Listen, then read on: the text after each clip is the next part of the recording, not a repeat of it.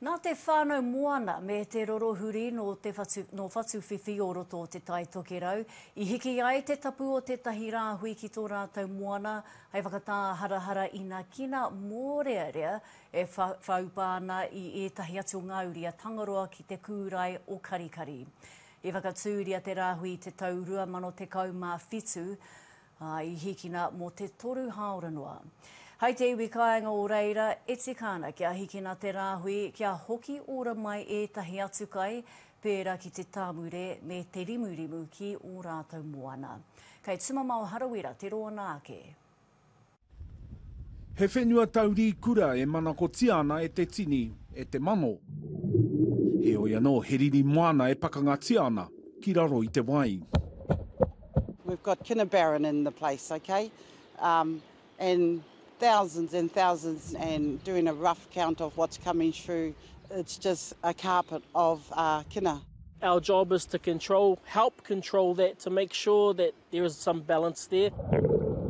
E toru haora noi ho te roa ngā mahi whakatāharahara I te kina. Engari e hia mano ke ngā kina I kohia.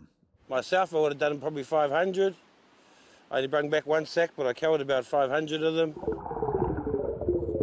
I think I counted like 436 kinas, something like that. For our tāmure and our kauta, the idea is to encourage our tāmure to come back to take residence here so that they are able to be in their natural environments and help control the overpopulation of kina. I te tau 2017 I whakatūria he rāhui kohi kai Moana ki te whanga o Maitai, he hiahia no te iwi ki te whakamahu anō I te taiao. I hikina te rāhui mo te toru haora. It actually hasn't been done before, opening a rāhui to do a Pacific kaupapa in it. So we decided, yes, we'll go along and do this kaupapa. Kia hau ko te tino kaupapa, te honanga o te whānau me ngā hapu. Nāna whānau me ngā hapu I whakai, te rāhui, kei rungi I te Moana. Nā te mana o ngā hapu, ki te hiki te rāhui, takato te rāhui. Hei ngā marama I tū mai nei ka taranga hau ngā iwi ki te titiro. Me nā rā nei I whaihua I nei mahi whakatāharahara I te kina ki te taiao.